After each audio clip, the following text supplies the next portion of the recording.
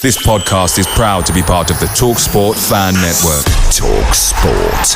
Powered by fans. Yo, UK! At BetMGM, we give our players sports betting entertainment like nobody's business. Football, horse racing, darts, boxing, tennis, golf, NFL, NBA. You name it, we got it. Offers? You know it. Bet £10 and get £40 in free bets. BetMGM, it's showtime.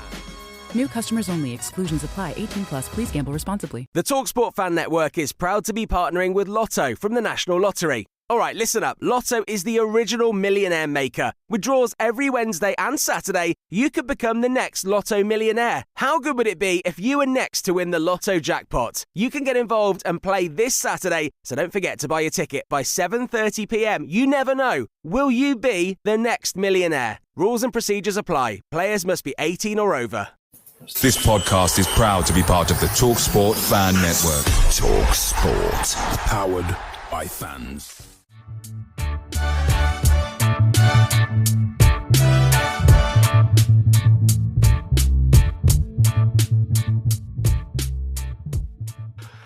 Hi, good evening to another edition of the Away End. I'm Craig Courtney and I'm joined this evening by Luke White from the Simply Reds podcast for our Crawley supporters. So first of all, thank you, Luke, for joining. No worries, thanks for having me on. So we're going into the game on Monday evening on Sky TV. Another sellout crowd from a Birmingham perspective. So we'll have a raucous atmosphere for those fans that are travelling down.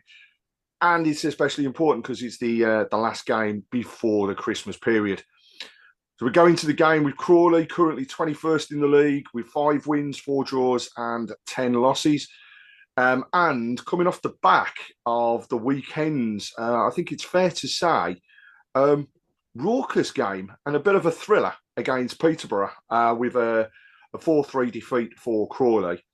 Birmingham going into that game on the back of 6 wins and the weekend's 2-0 win over Bristol Rovers. So hopefully, from my perspective, they're going to continue to win the games. But I know from a Crawley fan, you're going to be saying the opposite. So we go, normally talk about the history of the clubs, but actually, we haven't got much of a history. So before I go into talk about the one single game that has taken place between Birmingham and Crawley, Luke, tell us a little bit about your podcast, what you're about, how long you've been going. I think the title simply says it all, but Simply Reds, I take it, it's just pure and simple about your club. Yeah, quite literally. To be fair, Crawley, by no means, it's no secret that Crawley are one of, if not the smallest club in the EFL. Certainly one of the smallest supported. And for many years, we've had a space available for a Crawley Town podcast. There hasn't been one. There was one a few years ago.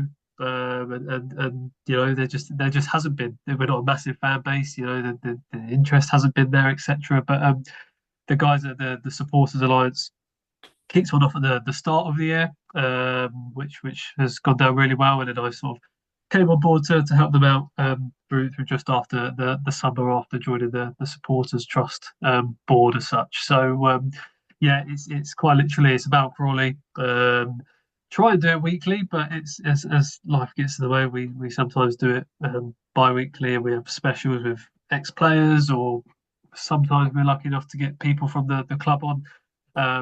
So we are quite fortunate that we seem to get sort of both sides of the coin. So we try and remain slightly impartial as well in terms of any criticisms of players and stuff like that, because ultimately we are supporters, so we want to support the players on the pitch, especially when we know this season in particular was always going to be a struggle for whoever was going to be on the pitch in a Crawley shirt. So it's been good since the start of the year. The guys have done it really well, and obviously it's really helped the fact that we kind of had the run we went on at the end of last season, got to Wembley, and then have had the season, or the start to the season we've had so far, because certainly not been a lack of things to talk about from a Crawley perspective over the last sort of 12 months, 2, 3 years even. It's certainly been a whirlwind time for the club as a whole.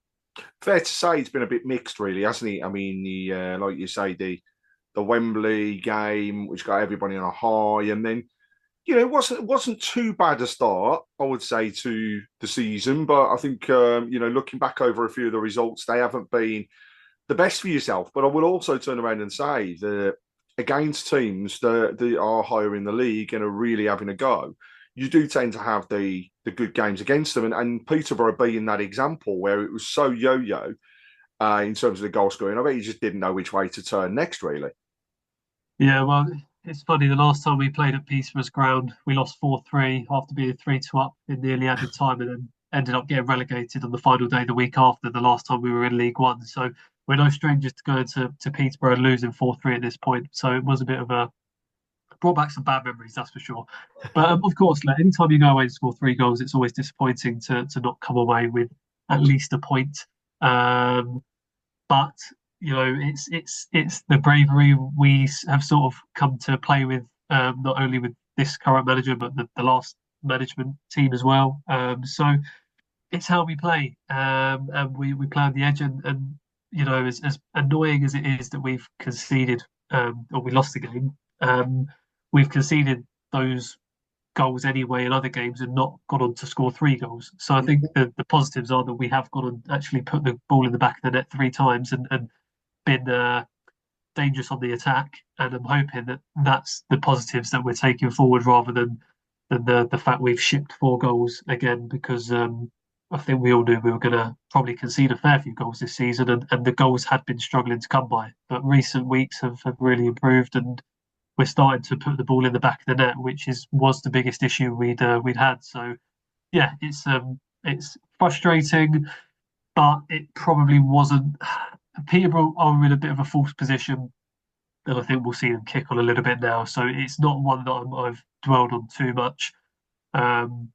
We've got some bigger games coming up that we'll need to be picking results up at, and we've had some good results recently against teams as well who we probably had no right picking results up against. So we can't. We know we can't win every game, but the performances have at least been there and improved from where they were maybe 2 months ago. So yeah, we'll take it with a pinch of salt. We lost the game. We'll move on to Monday and be excited to welcome you guys. That's for sure. Well, tell us a little bit about the Crawley team then. So obviously for ourselves, no history whatsoever in terms of the games. The last time we played, in fact, was a League Cup game. Birmingham won 5-1. A hat-trick from Che Adams, and I think the other 2 goals for Birmingham from Robert Tesh and David Davis. But then since then, we've not even been, close to each other or played the games. So as fans, I've got to be honest, we don't know anything really about Crawley. So tell us about the team. How do you set up? How does the manager structure things? And what are your strengths and weaknesses in terms of the team at the moment? If you'd have asked me that, say 6-7 weeks ago, it'd have been a very different answer. We'd had a new manager coming from Gateshead and Rob Elliott, and we were shipping goals. We were easy to play against. We weren't scoring or even really troubling goalkeepers. So it was a very different scenario 6-7 weeks ago. Now we seem to be much more settled, and he seems to have found his team. And we've been a bit unfortunate with missing key players this season. So he typically likes to set up with a 3 at the back, but they do seem to transition over to sort of a 4 where needed. We will play with kind of 2 holding midfielders. We'll play with 2 wing backs, albeit they do tend to play quite high up the pitch, so they are more wingers than wing backs typically. And originally it was always sort of 2 number 10s with 1 outlet, but now we seem to play with that 1 number 10 and two target men up top, with Will Swan and Tola Shawanmi. So and it's proved in recent weeks to be the way to go, because we are much better for it offensively. We're still shipping goals, and that comes through having players at the back who probably weren't expected to be starting a lot of this season, in Joy McKenna and Charlie Barker. Joy was a bit part player last season, and certainly wasn't expected to be thrown into the spotlight from the get go. And he's played nearly every game for us. Charlie Barker came in from, I think, National League South. Again, I think was probably expected to be loaned out, and he's played most of the last 10, 12 games because of injuries and suspensions. So, and we've had probably 4 different goalkeepers already this season through injuries and international duties and loans and emergency loans, and it's been eventful. A whirlwind. But a 3 at the back with a couple of wide players who I'm hoping one of them, Junior Armando, is back in the squad. He's missed the last couple of months through injury, but I'm hoping maybe he's close to returning. I don't know if he's going to be fit enough for Monday, but if he is, that'll be a big boost to us because it would be great to have another outlet out wide because we've really started adjusting our play to have more pace out wide, and it's caused teams a lot of problem recently. So I don't quite know your strengths at sort of fullback or wing back, but if they are sluggish by any means, then we might have a bit of an outlet down either side because we've certainly got some players who can hurt you on the counter if we get the balls right offensively.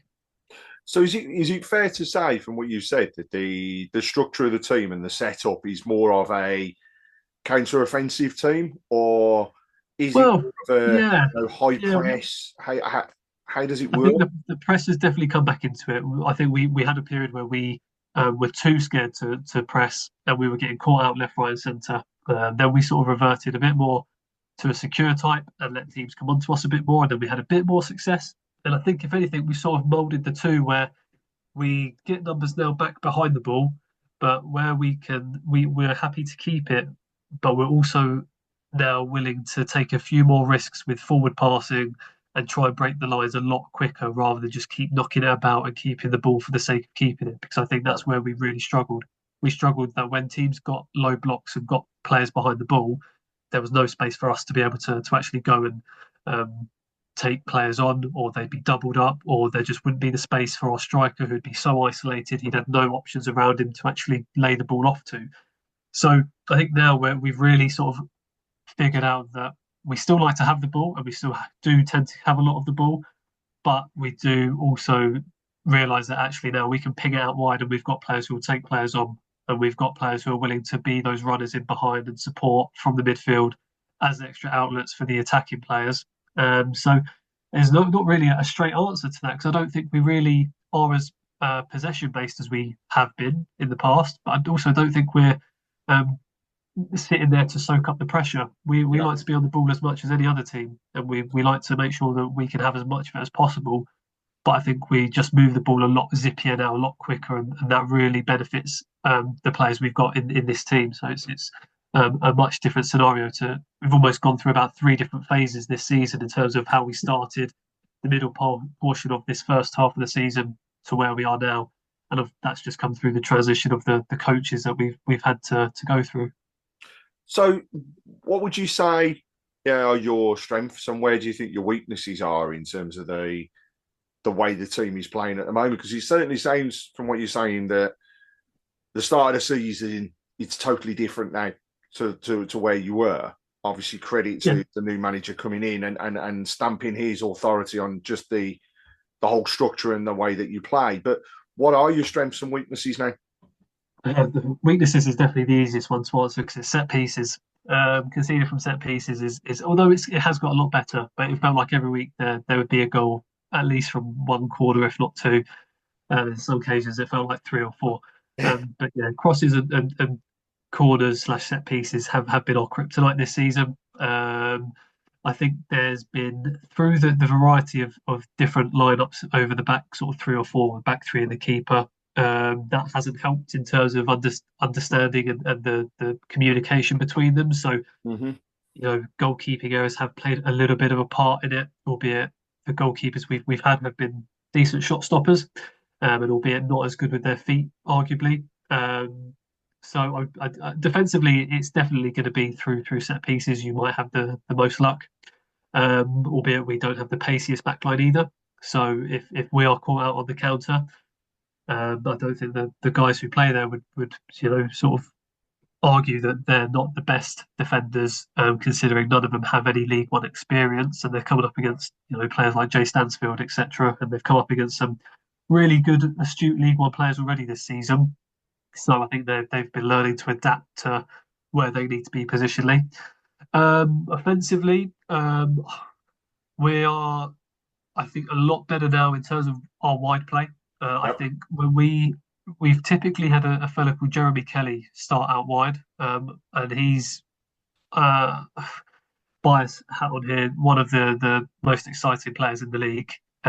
He won't get shouted about too much because he plays for Crawley, but I'm hoping on Monday a good few 100, or I don't know how many you'll bring in.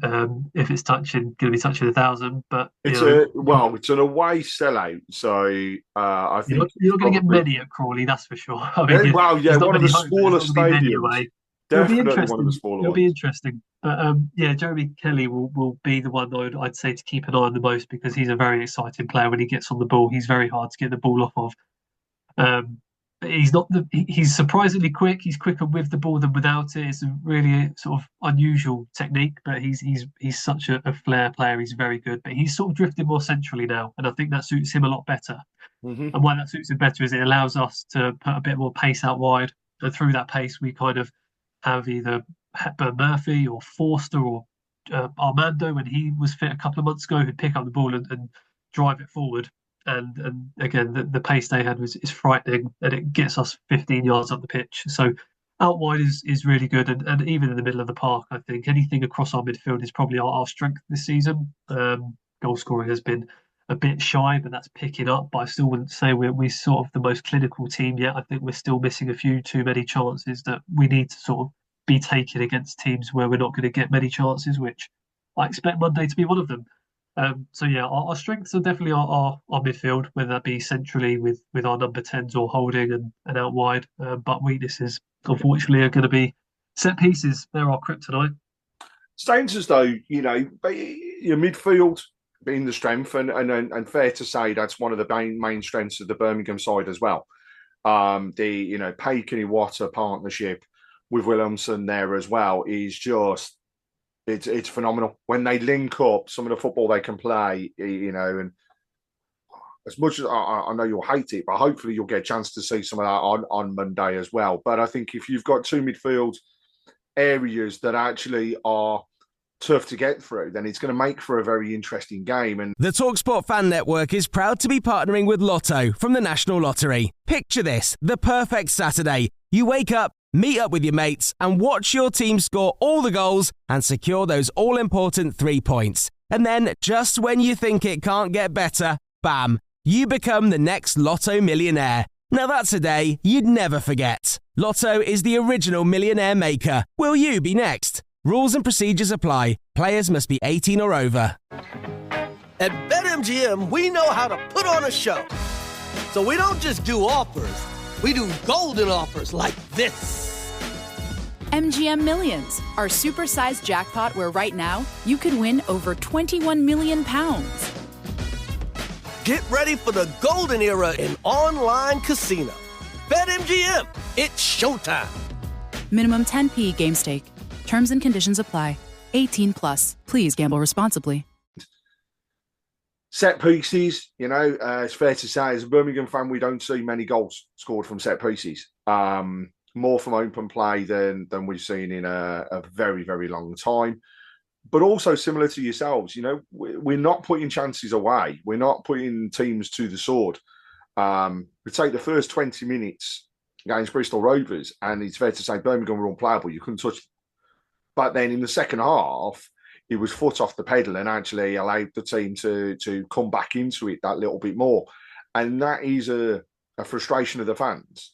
But sooner or later, there will be a team that it just clicks against, and they will score plenty.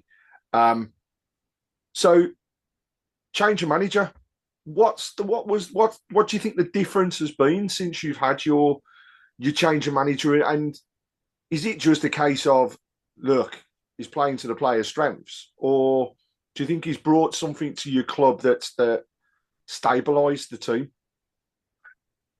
The the style of play is not so dissimilar from one another. I think the ownership group went in with Rob Elliott as their first choice from the get-go, even before Scott Lindsay was out the door. I think they knew that when the day eventually came, he wouldn't be manager, that Rob Elliott would be the natural successor. I think the biggest difference between them is Rob Elliott seems to be a much more quiet person. Scott Lindsay used to, you'd hear him barking from the touchline, left, right, and centre. He'd be very vocal in press conferences, etc. Whether it be defending his team or stating things he wasn't happy about. Rob Elliott as a person is just the complete opposite of that. But their ideals on the pitch aren't dissimilar. I think that's precisely why Rob Elliott was the next choice. So it's just interesting. I think Scott Lindsay went into this season with a couple of less or different players to what Rob Elliott now has, because we've signed a few players in between that gap, and some players have been injured that Scott didn't have. Now Rob has got. So who knows if we'd have more or less points than what we'd have if we still had Scott Lindsay. But Rob Elliott hasn't so far proven to be the wrong choice, and I think he's finally showing now, after a bit of patience and after a poor start through some of his own fault, through tactical issues and other things outside of his control, injuries and also the fixtures he was drawn up against. One of his first games being Wickham, who I think actually we were the first team they beat before they went on that monstrous winning run. It's an unbelievable run. They played that? Birmingham. They haven't lost since. And it's fair play, but it's credit, and it just shows that when you've got a team that is stable and a free-flowing, can score the goals, there's no reason why you can't go on those runs. So now I think it's going to be interesting on Monday. I take nothing for granted with anything in this league. You go to Birmingham, go into Shrewsbury, they get a new manager. You kind of expected a little bit of a new manager bounce, but then we just didn't turn up. And it was a very poor show. We've gone on another run now of wins, taking some decent ones both at home and away from home. We're going into the festive break where I think it's 5 games across a 13-day period. It is mental. Yeah. And we've still got the Virtue Cup, the FA Cup, still to come in. So from a fixtures perspective, wow, we're looking at a bottleneck. But hopefully the squad is there to continue the runs and see us cross the line. So, but I mean, we mentioned at the beginning that we've only played the one game against each other. But we have actually had some players over the years that have represented both clubs. Can you name 5? I can definitely not name 5. When you told me there were 5, I thought, I couldn't. I struggled to name one at the start, and I've come up with 2 names. One who is one of my favourite Crawley players ever. I think Bez Labala, did he play for you initially? Indeed, he did. Yes. I don't know if we signed him from you or if he was a club before, but it was certainly close that we either got him from you. You did. You got him on a free transfer from Birmingham. Yeah, and he was really good for us in a period of not so good days where we were sort of languishing a little bit and not had much excitement at the club.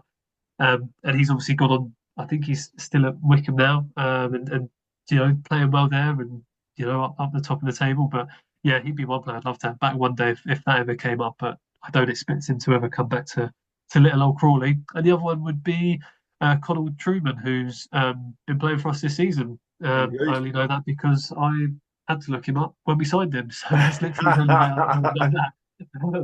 But so yeah, they're the only 2 I could even. I'll be surprised in the other 3 days. If I'm going to kick myself with any, I'm going to be really interested to find out who else there was.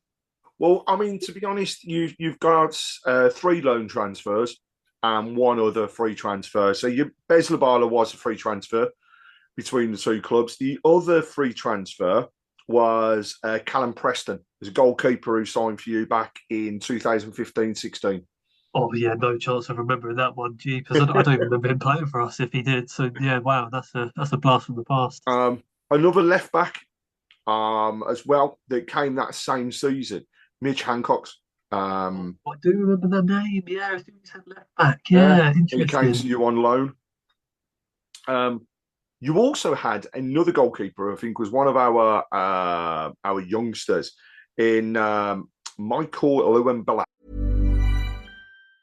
And there it is, that's as good as it gets on this stage. Nissan Townstar EV strikes again. It's an unstoppable van, unstoppable. Look, just fantastic. You can actually see the ProPilot technology in action. Effortless parallel parking. It moves with all the confidence that comes with a 5-year warranty. And with a bench full of all-star van experts, there's real strength in depth here. That's all-star quality. Search Nissan Townstar EV and visit your local all-star van centre to see for yourself. Terms and conditions apply. 5 years or 100,000 miles, whichever comes first. ProPilot is an advanced driver assist technology. Driver's responsibility to stay alert, drive safely, and control vehicle at all times. Oh my lord, yes. I remember the name. Yeah, so 2019, 2020. Not fun memories, but yeah, I remember the name. And the other loan transfer that came to you in that same season is Josh Dekrikoglu. Oh yeah, yes, yeah, he was there for you. A bit annoyed about that one actually. I feel like I should have got that one definitely. I'm a bit frustrated with that one because I do remember. I remember that just playing FIFA actually. I mean, Dekrikoglu. I could never pronounce his name, but I remember. Yeah, okay, a bit frustrated with that one, but yeah, I'm pleased with the two I got. I'd have been annoyed if I'd have got any of the others and not the two I got. So that's a small win in my head anyway. So we're going into Monday's game, which no doubt, I mean, first of all for yourselves, a biggie from a Crawley perspective. Like I've mentioned, we've got a sellout, and it's the same words each time I mention it from an away end perspective, but a sellout again of the fans even travelling on a Monday. So you're going to have a raucous bunch of blue noses down there. Tell us. Interesting. It's going to be interesting seeing what you guys think of our little stadium. That's for sure. It's going to be an interesting. I'm looking forward to seeing all the Birmingham fans. But yeah, it's going to be interesting. I don't even know if I don't think we've sold out to my knowledge, so which I'm a bit disappointed about. But maybe on the day there'll be a few sales go through and it'll be quite a full house. But I must say, and I don't think it'll be the first time you hear this, but there was certainly the one to earmark for us at the start of the season, finding out when we were playing you guys. So yeah, thoroughly looking forward to Monday. And it comes to that point where I have to ask the question, what, in terms of the result going into Monday, does your head say it's going to be, and what does your heart say it's going to be? My head says it's going to be, my head says we're going to lose 2-1. Yeah, my head is almost too negative. I struggle to think, that Crawley can truly get a result. My heart says we're gonna win 3-2, and it's going to be a bonkers game because we do tend to have those this season. But unfortunately, our defensive frailties can sometimes hinder us. So I think I could see us snatching a draw. You never know. A game under the lights just before Christmas. Christmas miracle. We might get a 2-2, but yeah. It's going to be. I think it'll be a tighter game than what people might predict. I don't think it's going to be a hammering. I think it's going to be actually a really good game, and I'm hoping it's a good game that if we aren't the only fan base going away happy, at least there may be. I don't think you guys will be happy unless you get a win, and you'll be expecting a win. But I think if we can snatch a point, then that would be nice. But if we could get a win, then Merry Christmas all round with a couple of tough games coming up just after Christmas. I think I predicted on our show that it's going to be a tough game, and in fact, I think I said I've said a 2-0. I just think there might be that little bit extra that we can bring to the party. However. As with all games in this league, I do not underestimate any team that we're up against because we see it across everywhere. There are these results that nobody can ever call. And it also tends to be this time of year when we tend to see these really freak and strange results. So who knows what will happen? But my heart and my head is both saying a 2-0 win. I think we'll see goals from Jay Stansfield and I believe Alfie May will get one as well. They seem to be striking a bit of a partnership at the moment where naturally seeing Alfie play as that lone striker and then Stansfield coming in off the wings is working wonders. But interesting that you mentioned, about your attacking fullbacks and things like that, because Anderson is on fire at the moment, playing across the wings. He's not afraid to get forwards. He is really having a phenomenal time. He was superb again on Saturday against Bristol. Made some great runs, and that's where I think our strengths are at the moment. We are great going forwards, and the defence, our two centre backs are just staunch. Getting past Clara and getting past Bielik is really, really tough.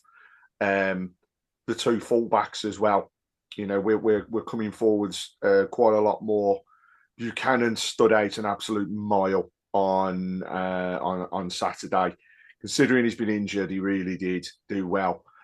So looking forward to another game. And I've mentioned the midfield, but if you can stop Iwata and you can stop Paik from playing, you've then got to stop Williamson. And it's one where we just seem to create space from nowhere, and the guys are picking passes.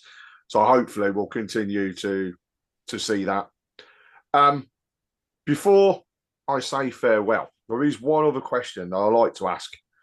Away fans were coming down. I know it's a Monday night, but they'll still like a bevy. So where should they go and have a drink?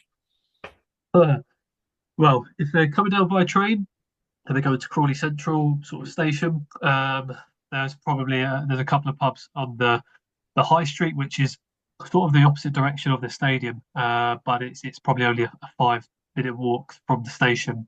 So you've got a Wetherspoons, which is called the Jubilee Oak. But opposite, if you were to Google the Jubilee Oak, there are sort of 3 or 4 pubs all in that local vicinity across the road from each other.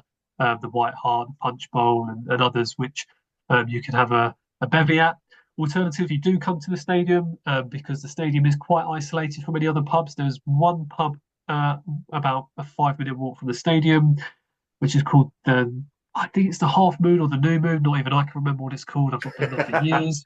Something Moon, which is within earshot of the stadium, and you can see it from the windows. Alternatively, come down to the stadium.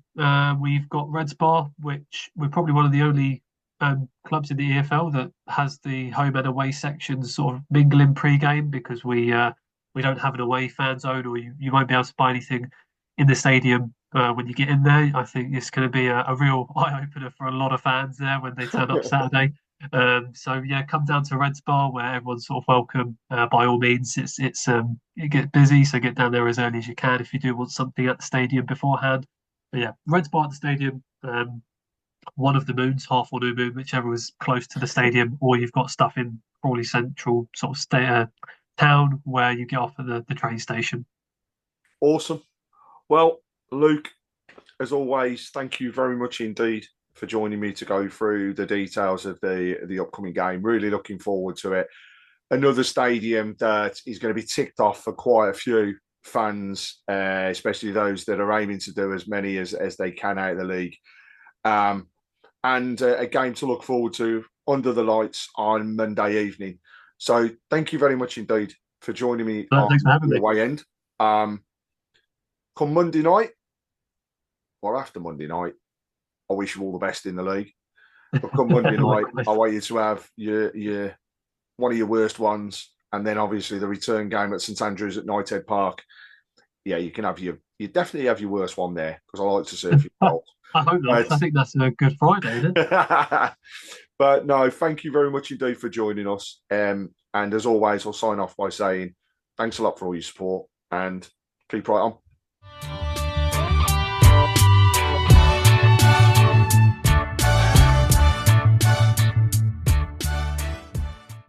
The TalkSport Fan Network is proud to be partnering with Lotto from the National Lottery. As all of our favourite players hit the field again, Lotto's ready to get you back in the game. You never know when it could be your turn to win, so why not play today and see if you could become the next Lotto millionaire? You never know when it's your day to win, and Lotto is a game that anyone could win. Rules and procedures apply. Players must be 18 or over. Yo, UK! At BetMGM, we give our players sports betting entertainment like nobody's business. Football, horse racing, darts, boxing, tennis, golf, NFL, NBA. You name it, we got it. Offers? You know it. Bet £10 and get £40 in free bets. BetMGM, it's showtime. New customers only. Exclusions apply. 18 plus. Please gamble responsibly. This podcast is proud to be part of the TalkSport Fan Network. TalkSport. Powered by fans.